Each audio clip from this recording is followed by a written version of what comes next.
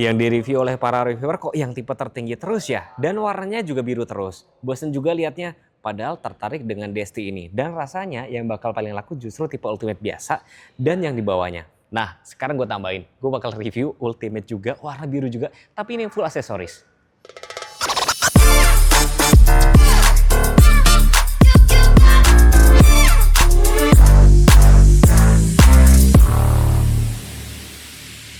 Nah, di samping saya sudah ada Mitsubishi Destinator. Ini tipe yang Ultimate tapi non premium, tapi dia sudah full aksesoris. Kalau Ultimate doang itu dijual sekitar 465, sedangkan yang premiumnya ditambah 30 juta. Nah, kalau ini kan full aksesoris. Kalau misalkan mau nanya harga pastinya nanti teman-teman bisa tanya sama Mbak Caca, nomor handphone nanti saya taruh di layar kalau nggak di pin komen ya. Kita bakal review apa aja sih bedanya. Dia fitur ADAS dia tetap ada. Yang bedain ini sama GLS sama X itu di sini ada emblem Destinator di sini. Ada di sebelah sini, terus sekarang sudah pakai Dynamic Shield untuk desainnya. Terus kalau ada yang komen, Mas ini mirip banget dengan X-Force, sekilas mirip tapi beda, ini beda banget. Bahkan ada yang bilang, wah nanti kalau beli lampu X-Force pas ini bisa, nggak bisa. Kuncinya seperti ini, ada tombol lock dan unlock, sedangkan kalau tipe premium dia tuh ada tombol untuk bagasinya, ini nggak ada, dapat kunci manual.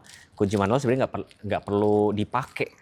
Sebenarnya kalau kalian kuncinya kayak gini tuh cukup kantongin aja buat buka tutup pintu tinggal pencet tombol gitu aja. Nah yang bedain tipe ini full accessory adalah body kit. Body kitnya kayak gini jadi kelihatan lebih sporty. Nah kalau misalkan kalian pengen tampilan lebih clean mungkin kalian ambil yang tipe premium aja. Kemarin gua ada salah ngomong teman-teman. Yang benar tuh bukan pakai mesin Outlander tapi Eclipse ya.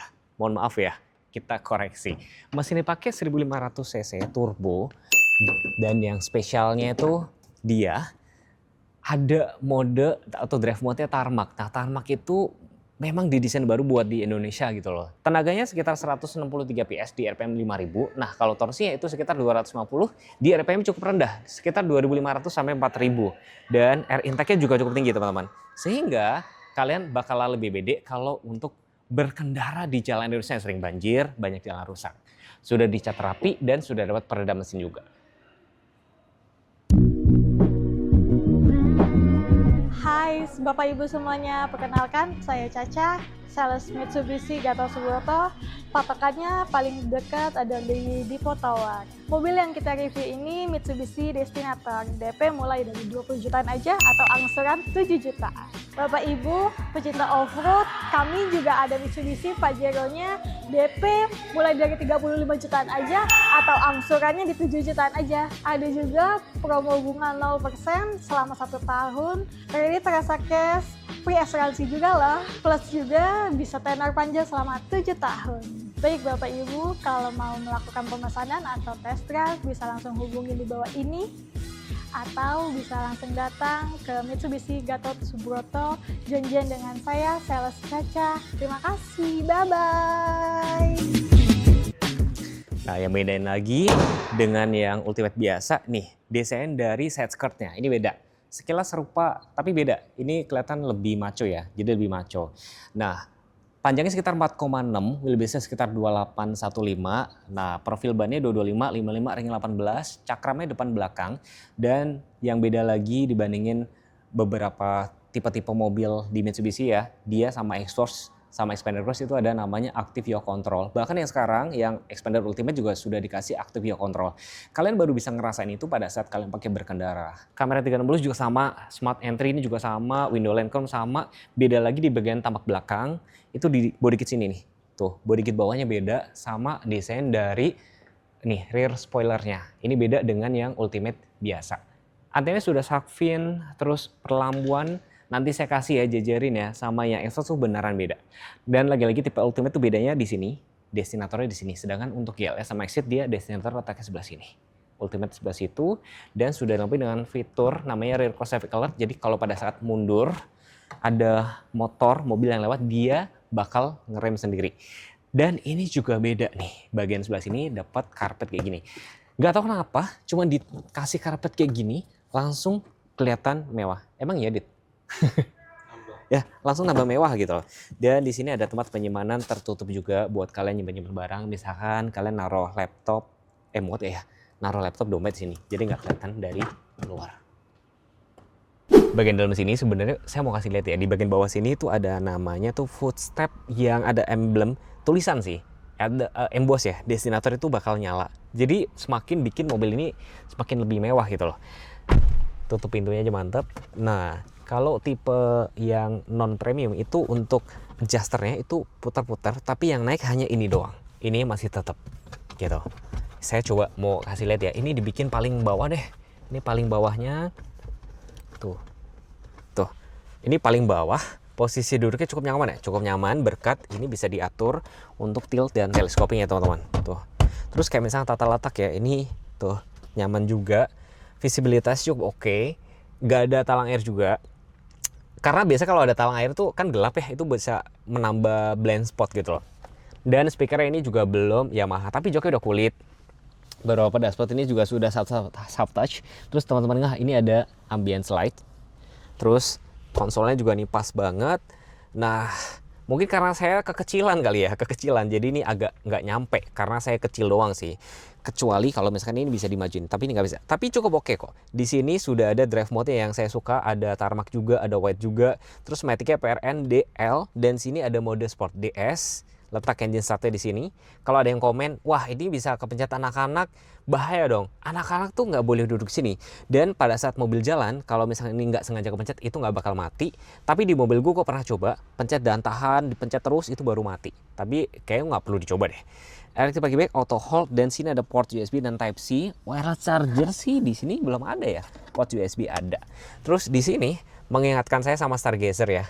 Stargazer sama Ioniq. Jadi head unit itu nyambung dengan frame dari si meter cluster. Karena meter cluster dia agak menjorok sih tuh bagian ke dalam kayak gini sih.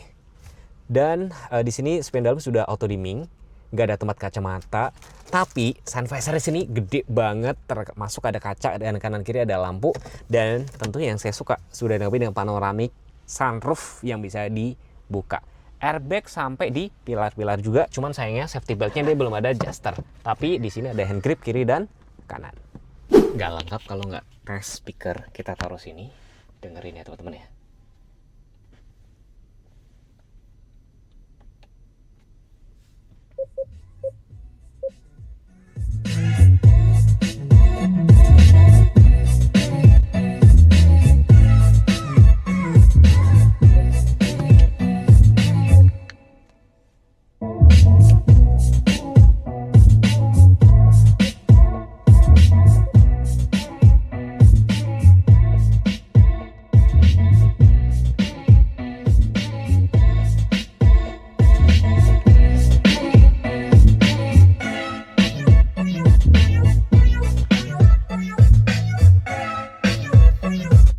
Cukup ya, saya takut akinya soak karena ini dalam showroom nggak bisa nyalain mesinnya.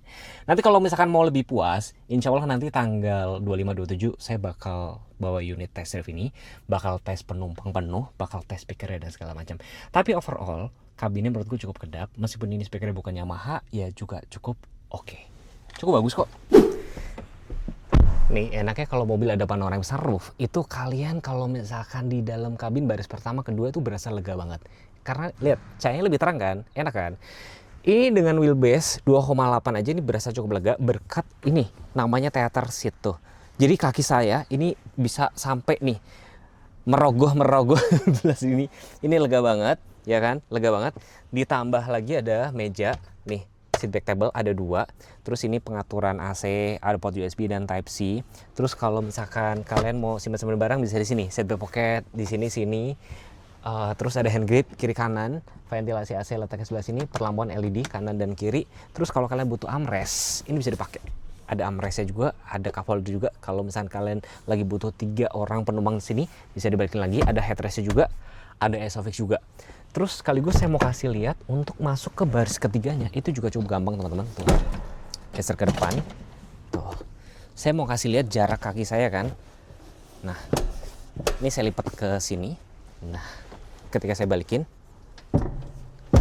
kelihatan nggak ya? Sebentar, saya mau kasih lihat dulu. Tuh, semoga kelihatan ya. Ini kelihatan nggak Dit ya?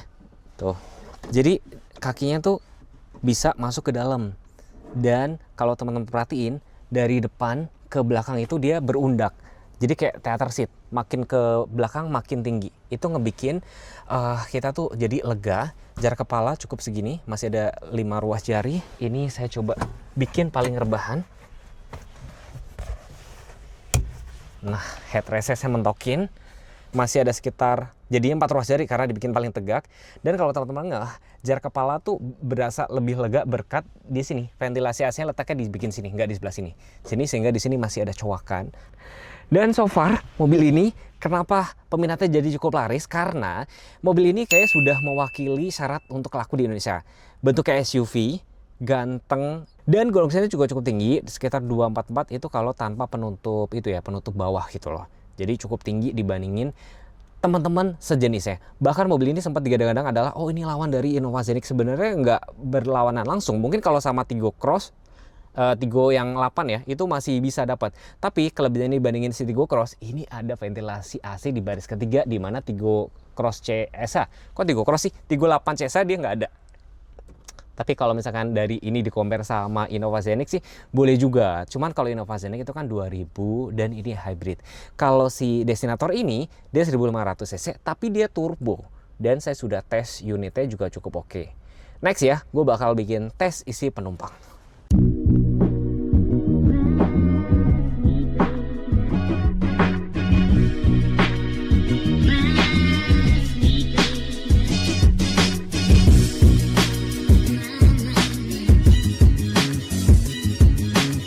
Wah, nambah dikit mah daripada Destinator, mendingan beli Pajero. Emang sedikit-sedikitnya nambah berapa sih?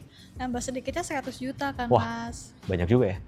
Salah satu banyak. Sebenarnya beda segmen sih, teman-teman. Kalau ini kan leather frame gitu kan. Otomatis ya, dia lebih cocoknya buat ya, keluarga juga masih cocok, tapi nggak senyaman Destinator kan? Betul, kalau ini dia lebih lega untuk di Kabin ya? kabinnya. Udah gitu dia pakai theater seat juga sih, Mas. Jadi Iya. dia tampilannya lebih lega dan lebih luas. Mbak, ini penting ya, pertanyaan dari titipan teman-teman. Gimana penjualan Mitsubishi khususnya dari Senator di tengah gempuran brand-brand Cina? Pede-pede aja sih, Mas. Apalagi kan kita Mitsubishi itu kan brandnya sudah lama kan ya, Mas ya. Udah sampai ke pelosok-pelosok. Jadi bisa-bisa aja sih. Rame-rame aja. Jadi mungkin teman-teman kalau misalkan katakan lagi nih ya, kalau lagi pulang kampung bawa Destinator, bawa Expander, bawa Pajero, misalkan di jalan kenapa-napa, itu bengkel pinggir jalan juga ngerti. Mungkin itu pertimbangan ya. Mungkin kalau di Jabodetabek mungkin masih banyak lah ya lawan-lawannya. Cuman kalau milihnya untuk di luar Jabodetabek, di daerah lebih pede ya. Betul. Banyak banget bengkel-bengkel resmi dari Mitsubishi gitu sih.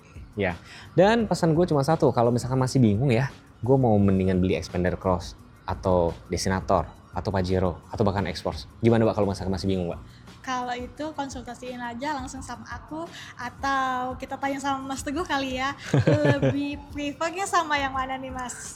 Gampangnya gini ya, kalau Expander Cross itu mungkin cocok di perkotaan yang mungkin keluarganya masih kecil, tapi pengen yang lebih simpel lagi X-Force. Tapi kalau pengen yang agak lebih gedean, tapi nggak mau semahal Pajero, Destinator. Sehingga nggak heran, di Gias kemarin penjualannya saya nggak tahu totalnya berapa, tapi Mitsubishi sekitar 4 ribuan. Mungkin Destinatornya menyumbang sekitar setengahnya kali ya, karena memang ya nggak tahu deh, menurut kalian ganteng apa nggak? Ya menurut saya sih ganteng-ganteng aja. Terus kalau yang ngomongin mirip sama X-Force, sekilas mirip tapi beda kok. Dan next pengen dibahas apa, tinggal komen aja. Jangan lupa follow Instagram kami berdua, jangan lupa komen, jangan lupa share ke teman-teman. Terima kasih sudah menonton. Wassalamualaikum warahmatullahi wabarakatuh. Bye-bye.